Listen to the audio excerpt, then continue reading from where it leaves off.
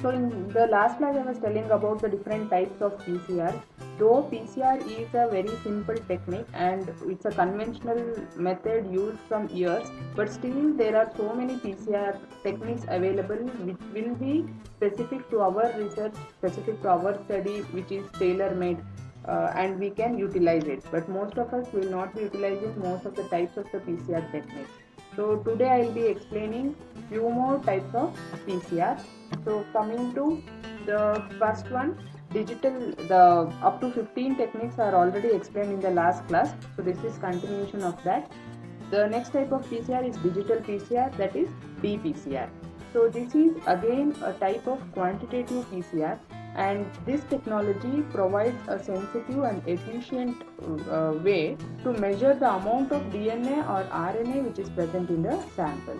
So here initial sample mix which is taken is divided into a large number of individual wells prior to the amplification step.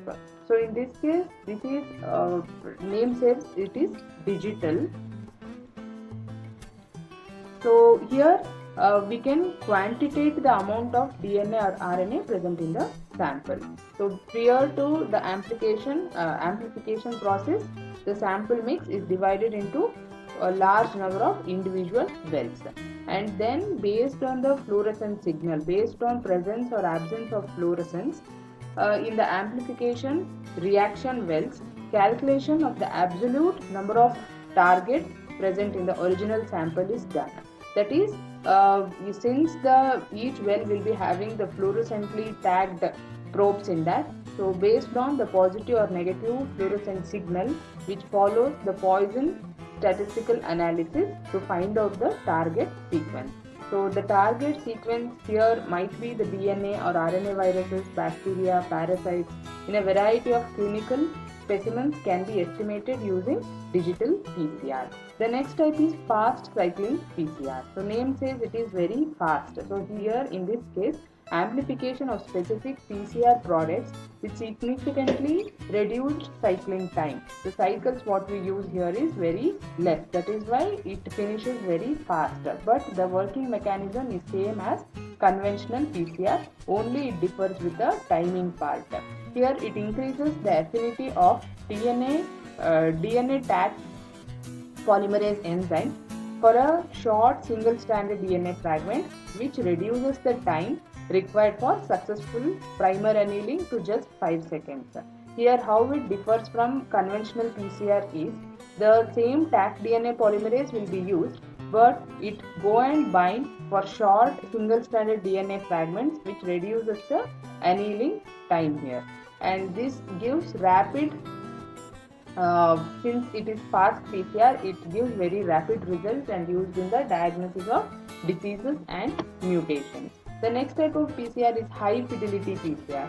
So in this case, DNA polymerase with a very low error rate and results in a high degree of accuracy by giving the replication of DNA of interest. That means the process remains same. In this case, it gives very low error and result will be more accurate following the same DNA replication process. And the enzymes have a significant binding affinity for the correct nucleoside triphosphate during the amplification. As I said, it is very accurate, so it has good binding affinity for correct nucleoside triphosphates. And incorrect binding will be less. Incorporation is slowed down due to the architecture of the active site complex. Since the architecture or the active site complex will be present in a appropriate way, the incorrect binding will be reduced. And the correct DNA sequence, the cases or the research wherein you want to find out the correct DNA sequence, like in the cloning process or in single nucleotide polymorphism analysis, and in NGS applications where we will be needing the exact DNA sequence to be amplified. In that cases, high fidelity PCR can be adopted. The next type of PCR is high resolution MELT, that is HRM PCR. So this is a powerful technique which is used for the detection of mutations, polymorphisms and epigenetic differences in double-stranded DNA. So it is again very much cost effective, and also other genotypic technologies such as sequencing, Taqman and SNP typing, for all these cases high resolution MELT PCR will be used. This is very fast, powerful and accurate method. And also this is very simple method wherein if you have a simple PCR machine and the reagent kit, even a non-geneticist can also perform this PCR. So this is the type of PCR which everybody can perform with very less knowledge about the background of PCR. The next type of PCR is hot start PCR. Hot start PCR is a little advanced type when compared to conventional PCR. So this is a novel form which is originated or which is extended part of normal PCR. So here it reduces the occurrence of undesired products. So in this case what happens is hot start PCR. It means there will be some temperature or conditions given to perform the PCR very fast. So the occur and also with more accuracy. So here undesired product formation will be less, and also the formation of primer dimer will be less to non-specific DNA amplification at room temperature. So all these things will be reduced. Occurrence of undesired products, formation of primer dimers, and also which is formed due to the non-specific DNA amplification at room temperature. Here the temperature plays the major role. So separation of one or more reagents from the reaction mix will take place until the mixture reaches the denaturation temperature upon heating. So here before it reaches the denaturation temperature, that is the high temperature of up to 94-95 degrees centigrade, the separation of one or more reagents from the reaction takes place because it will be initially subjected to heat, and this reduces non-specific binding, formation of primer dimers, and also increases the yield of the product. So it requires very less effort, and also the reduces the risk of contamination. So the next type of PCR is in situ PCR. So in situ PCR is used in specific experiments where it should be taken place in situ hybridization method. That is, it is one of the very effective method that detects minute quantities of rare nucleic acid sequences in frozen or paraffin embedded cells. Or also this can be carried out using tissue sections for the compartmentalization of those sequences within the cells. That is why it is called in situ. So wherein it can be performed using the frozen or embedded cells or also the tissue section. So tissue section here preserves the cell morphology, which is then followed by the treatment with proteolytic enzymes to provide an entry for the PCR reagents to act on the target DNA. This is somewhat whatever happens in the live cell can be captured. So here tissue fixing, and there will be some enzymes that will provide or which will facilitate the PCR reagent to act on the target DNA. In this case, target sequences are amplified by the reagents and then detected by standard immunocytochemical protocols. As I said, it can be done with the live cells or the embedded tissues. So this amplification will be done inside the cell, and further it will be detected by standard immunocytochemical protocols. And this in situ PCR is applicable for the diagnosis of infectious diseases, quantification of DNA, detection of even small amount of DNA, and is widely used in the study of organogenesis and embryogenesis. So in situ PCR is mainly used in studying the that is the organ culture, and also the formation of embryo or any research related to embryogenesis. So the other type of PCR is inter-sequence specific PCR, that is ISS PCR, inter-specific PCR.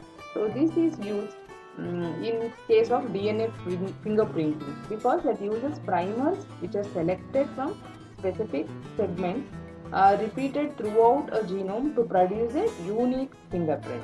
So it uses primers which will bind to the specific segment that will be repeated. Means you will be getting multiple polymorphics or multiple bands after the PCR. So here the primers which are called used are called as microsatellites.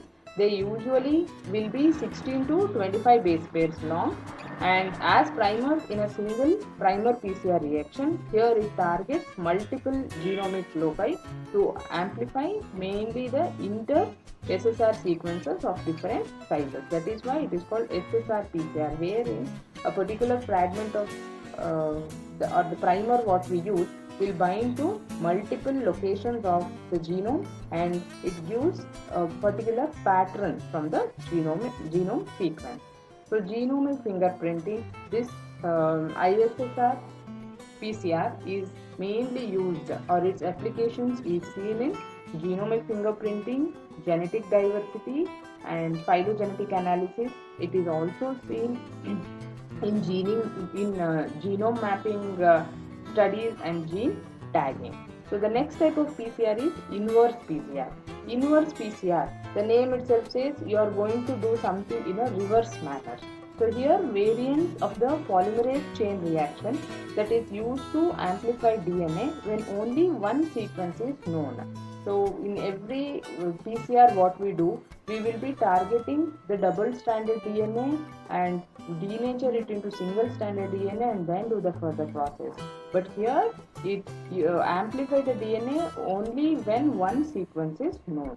Even if only one sequence is available from which primers may be designed. For the single available sequence, the primers can be designed. So here the series of restriction digestion takes place, followed by ligation, which results in a looped fragment that can then be primed for PCR through a single section of known sequence. In this, only one sequence we will be knowing, and we will design for that particular sequence where series of restriction digestion takes place, and the loop fragment which is formed that can be primed for PCR through single section. This takes place with the help of same temperature sensitive DNA polymerase what we use in conventional PCR. And this type of PCR is used in the determination of insert locations of various transposons and retroviruses in the host DNA. The other type of PCR is late, that is linear after the exponential PCR. So in this case, the modifications of asymmetric PCR. This method is initially I had told about the asymmetric PCR, wherein the different fragments of gene will be targeted, which uses a limited primer with a higher melting temperature than the excess primer. So, but this is the modification of the asymmetric PCR. So in this case, it maintains reaction efficiency as the limiting primer concentration decreases with the mid of the reaction, and the amplification efficiency remains similar to that of the asymmetric PCR. So this limiting primer here is depleted. The reaction abruptly switches to linear amplification, and the single standard product is continued for many additional thermal cycles. So this is how it differs from asymmetric PCR. The other type of PCR is ligation mediated PCR. So this is again the modified form of conventional PCR. In this case, we will be having knowledge of only one end initially, and then adding the second end by ligation of a unique DNA linker. So in this case, we have to ligate it with one of the fragment called DNA linker. Here small DNA fragments called linkers, or also called as adapters, are initially ligated to the fragments of the target DNA. And the applications of this ligated mediated PCR can be seen in DNA sequencing techniques, genome walking, and DNA footprinting. So the other type of the PCR is long range PCR. here the amplification of longer DNA length. Now we can hear you, ma'am.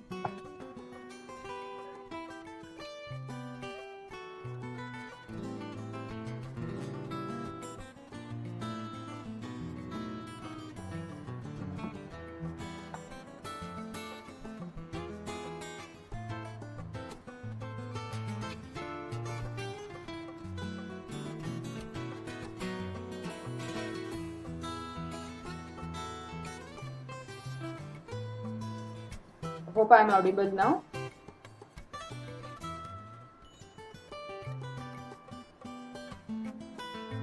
So the other type of PCR is long range PCR. So in this case, amplification of longer DNA lengths can be done that cannot typically be amplified using routine PCR methods or reagents. In this case, longer DNA length, because in the normal PCR we will be targeting of up to 2000 base pairs gene, but if the DNA length is more, then we can go for this long range PCR. So this is modified high efficiency polymerases will be used with enhanced DNA binding, and that results in highly processive and accurate amplification of longer DNA fragments. So the more extended targets within a shorter period and with efficient use of resources. So in this case, the speciality of this PCR is the longer DNA fragment can be amplified, and also within a short period of time with the efficient use of the same reaction mixture what we use for normal conventional PCR.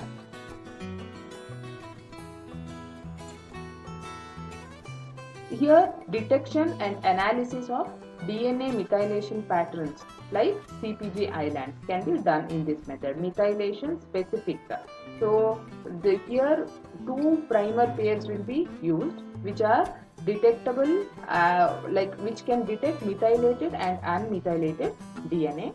Here DNA undergoes treatment with bisulfite for the conversion of cytosine to uracil, and then the methylated sequences are selectively amplified with primer specific. So here excessive methylation of CpG dinucleotides in promoter represses the gene expression. So why and where this methylation specific PCR will be used is where you want to find out the CpG islands. So in this case, the DNA undergoes treatment with bisulfite. Why is to convert cytosine to uracil, and then they become methylated sequences, and they are selective for amplification with the specific primers what we use in the reactor. So this excessive methylation of CpG dinucleotides also represents the gene expression process. So these are the different types of PCR. So surprisingly, there are lots of PCRs which are available, but we make use of very few types of PCRs, like conventional PCR what we use for normal amplification of genes, then quantitative PCR which I'll be explaining in the coming days. There are few more types of PCR which are very important for the detection of diseases or for the counting of the viral load in the sample and all these types. So in the next class I will be explaining about few more types of PCR.